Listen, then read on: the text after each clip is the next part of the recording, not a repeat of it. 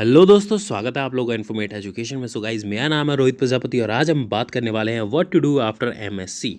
MSc के बाद आपके पास क्या क्या ऑप्शंस हैं जो कि आपके लिए बेहतर रहेंगे, आपके करियर के लिए बेहतर रहेंगे, वो आपको करने चाहिए। तो वो कौन कौन से ऑप्शन है, इस वीडियो में हम वही डिस्कस करेंगे। इससे पिछली वाली वीडियो में हमने बताया था बीएससी के बाद आपके पास क्या क्या ऑप्शन है। अगर आपको कोई इंटरेस्ट है, कोई आपका भाई बंधु है जो बीएससी कर रहा है, तो आप उस वीडियो को देख सकते हैं, उसके लिए सजेस्ट कर सकते हैं। सो गाइज लेट्स गो, सबसे पहले डिस्कस करते हैं। देखिए, आप बी एमएससी कर रहे हो, ठीक है। इससे पहले जस्ट आपने बीएससी ही किया होगा, क्योंकि ये उसी का ही एक मास्टर डिग्री कोर्स है जो कि एक बीएससी के स्टूडेंट के लिए काफ़ी सुटेबल रहता है, अगर वो साइंस के बैकग्राउंड में और डीपली नॉलेज लेना चाहता है। तो इसमें कई तरह की स्ट्रीम्स होती हैं, जैसे कि science, chemistry, maths, physics, zoology, botany, है ना। इस टाइप की फील्ड्स में और डीपली नॉलेज आपको दी जाती है।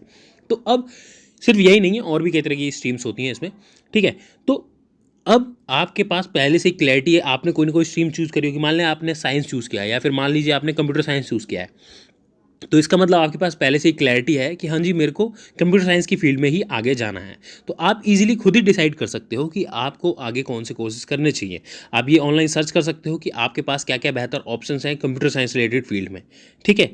तो इस हिसाब से आप अपने अपनी स्ट्रीम्स के हिसाब से अलग पर्टिकुलर, अगर उसी फील्ड में जाना चाहते हो तो बात कर रहा हूँ मैं, अगर उसी फील्ड में जाना चाहते हो तो आप सर्च कर सकते हो कि आपके पास क्या क्या ऑप्शंस हैं। एक आपके पास ऑप्शंस वैसे भी रहता है जो कि अभी हम डिस्कस करने वाले हैं अगली स्लाइड में, ठीक है। और एक चीज़ मैं बता दूं कि अगर आप आगे पढ़ने का सोच रहे हो, ठीक है, तो आगे पढ़ने का भी सोच रहे हो तो भी, या फिर नहीं सोच रहे हो तो भी, आपको सबसे पहले क्या करना चाहिए कि टेक सम एक्सपीरियंस नाउ। ये इंपॉर्टेंट है आपके लिए। आपने जो पढ़ाई करी है उस पर्टिकुलर फील्ड में आप जाइए, 6 महीना साल भर आप जॉब कीजिए। आपके पास जब एक्सपीरियंस आएगा ना, तो आपको एक प्रैक्टिकल एक्सपीरियंस आने के बाद आपको समझ आएगा कि आप जिस फील्ड में जॉब कर रहे हो, जिस फील्ड में आपने पढ़ाई करी है, उस फील्ड में आपको काम करने में अच्छा लग रहा है कि नहीं, है ना। क्या क्या एक्सपीरियंसेस हैं, उसके हिसाब से आप एनालाइज कर सकते हो कि हाँ, अगर अब मेरे को किस तरीके से आगे स्टेप्स लेने हैं, मतलब मैनेजमेंट में जाना है, हाँ, या फिर इसी पर्टिकुलर स्ट्रीम में ही आपको और फर्दर नॉलेज गेन करनी है, तो उसके हिसाब से आप कोर्सेज चूज़ कर सकते हो, है ना। या फिर आपको टीचिंग लाइन वगैरह में जाना है तो पोस्ट ग्रेजुएशन वगैरह के लिए जा सकते हो। तो ये चीज़ें आपको एक्सपीरियंस लेने के बाद समझ आएगा। तो सबसे पहले आपको यहाँ पे यही करना है कि आपको कुछ समय के लिए जॉब करनी है। अब क्या क्या ऑप्शंस हैं, जैसे कि मैंने बता दिया, जॉब करने के बाद अब आपको चीज़ें समझ आ जाएंगी। अगर आपको लगेगा कि भाई मेरे को एजुकेशन लाइन में जाना है, टीचिंग लाइन में जाना है, मतलब मेरे को इतना मैं पढ़ चुका हूँ और पढ़ के मेरे को बच्चों को भी पढ़ाना है ताकि ज़्यादा बेहतर नॉलेज दे पाऊँ, तो आप पीएचडी वगैरह के लिए जा सकते हो, ठीक है। काफ़ी अच्छा ऑप्शन है आपके लिए, है ना। तो ये आप कर लीजिए। अगर आपने सोचा है कि हाँ भाई, मैंने साइंस की नॉलेज तो काफ़ी अच्छी ले ली है, कुछ टाइम जॉब भी कर ली है, और अब आप चाहते हो कि एक मैनेजमेंट स्ट्रीम में जाया जाए, मैनेजमेंट की फील्ड में जाया जाए, मतलब टॉप लेवल मैनेजमेंट में जाया जाए, ठीक है, ताकि आपको एक अच्छी पोजीशंस वगैरह मिल जाए, मैनेजर की, डेप्यूटी मैनेजर की वगैरह वगैरह। तो उसके लिए आप क्या चूज़ कर सकते हो, एमबीए चूज़ कर सकते हो। अब मान लो आपने एमबीए में ना बहुत सारी स्ट्रीम्स हैं, स्पेशलाइजेशंस हैं, जो कि मैंने एक्सप्लेन कर रखी है। हमारी एक पूरी पूरी प्लेलिस्ट अवेलेबल है, आप चाहे तो देख सकते हैं।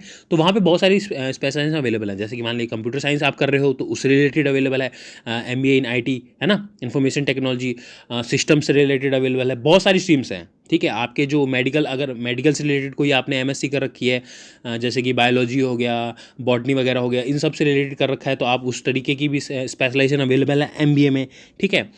एग्रीकल्चर से रिलेटेड कर रखा है तो एग्रीकल्चर से रिलेटेड भी स्पेशलाइजेशन अवेलेबल है। तो एमबीए इसीलिए काफ़ी अच्छा एक कोर्स हो जाता है, जो स्टूडेंट्स काफ़ी अच्छे से पहले से जॉब कर रहे हैं, किसी एक पर्टिकुलर फील्ड की काफ़ी अच्छी नॉलेज ले रखी है, तो आपको एमबीए करने के बाद एक पर्टिकुलर मैनेजमेंट फील्ड की नॉलेज मिल जाती है कि हाउ द बिजनेस रन, ठीक है, एक बिजनेस को रन कैसे किया जाता है उस पर्टिकुलर स्ट्रीम में, उस पर्टिकुलर स्पेशलाइजेशन में।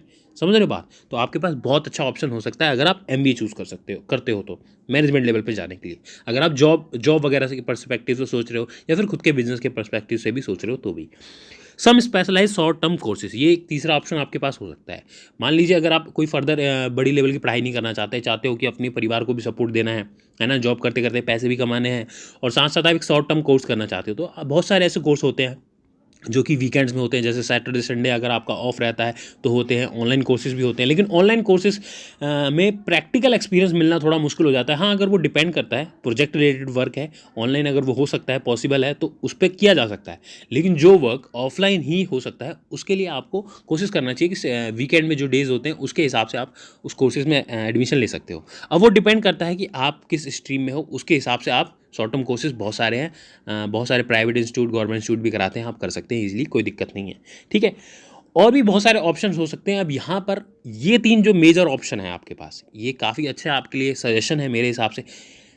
टीचिंग लाइन में जाना है तो पीएचडी, मैनेजमेंट में अगर आपको जॉब्स लेनी है, मैनेजमेंट लेवल की पोजीशन लेनी है तो आपके लिए एमबीए, और कुछ अपने ही पर्टिकुलर फील्ड में अगर आपको डीप नॉलेज लेनी है साइंस से रिलेटेड ही, तो आपके पास हैं जो शॉर्ट टर्म स्पेशलाइज सर्टिफिकेशन होते हैं, वो आपके लिए काफ़ी बेहतर रहेंगे। लेकिन उसमें प्रैक्टिकल एक्सपीरियंस, प्रैक्टिकल प्रोजेक्ट्स करने जरूरी हैं, तब आपके लिए ज़्यादा फायदेमंद है।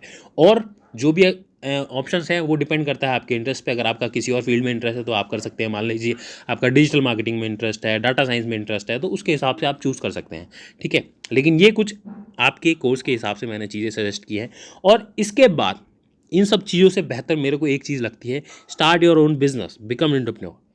खुद का अपना कोई आइडिया हो आपके पास, खुद का कुछ सोचा हो कि हाँ भाई मैं खुद का लोगों की प्रॉब्लम सॉल्व करूँ, कुछ अच्छा बिजनेस आइडिया क्रिएट करूँ, तो आप उस पर वर्क कीजिए, आपके लिए काफ़ी बेनिफिशियल होगा, ठीक है। ये चीज़ सबसे बेहतर है। और हमारी पूरी पूरी एंटरप्रेन्योरशिप और मार्केटिंग मैनेजमेंट की सीरीज़ अवेलेबल है, पूरी प्लेलिस्ट अवेलेबल है, लगभग 30 से 50 के आसपास वीडियोस अवेलेबल है दोनों प्लेलिस्ट में, ठीक है। तो आप उन वीडियोस को देखिए, आपको बहुत सारी ढेर सारी नॉलेज मिलेगी कि आपके एक बिजनेस को आप कैसे अच्छे से रन कर सकते हैं। मार्केटिंग मैनेजमेंट की अगर आप प्लेलिस्ट देखते हो तो आपको समझ आएगा कि एक मार्केटिंग कैंपेन आपको कैसे बनाना चाहिए, मार्केटिंग कैसे करनी चाहिए आपके सर्विस की या प्रोडक्ट की, या फिर जो भी आप बिजनेस रन करने वाले हो। तो as a businessman, as a entrepreneur आपके लिए काफ़ी बेनिफिशियल वो वीडियोज़ रह सकती है। तो गाइज़, आशा करता हूँ जो मैं समझाना चाहता था आपको समझ आ गया होगा। इस वीडियो से आपको काफ़ी हेल्प मिली होगी। ऐसे ही बहुत सारी इन्फॉर्मेशनल वीडियोस और करियर गाइडेंस से रिलेटेड या फिर एंटरप्रेन्योरशिप मैनेजमेंट से रिलेटेड वीडियोस देखने के लिए आप हमारे चैनल को सब्सक्राइब कर सकते हैं। मिलते हैं अगली वीडियो में, तब तक के लिए नमस्कार।